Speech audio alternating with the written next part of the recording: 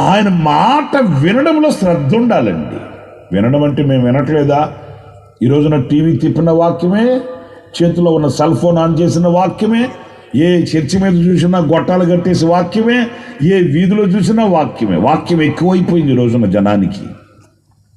ఎందుకంటే రాబోయే కరువు కాలానికి ముందు వాక్యపు పంట విస్తారంగా పండుతుంది. ఓకే, రాబోయే కరువు కాలానికి ముందు విస్తారమైన పంట పండుతుంది. ఎందుకు పండుతుంది విస్తారమైన పంట అంటే కూర్చుకునే వాళ్ళ కొరకు, అందరి కొరకు కాదండి. కాళ్ళ రాసుకునే వాళ్ళు చాలామంది ఉంటారు, పరిహాసం చేసేవాళ్ళు చాలామంది ఉంటారు.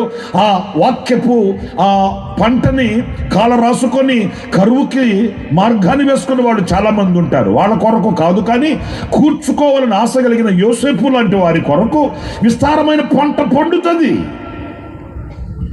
ఈరోజు ఎక్కడికి వెళ్ళిన వాక్యమే చాలా సులువైపోయింది.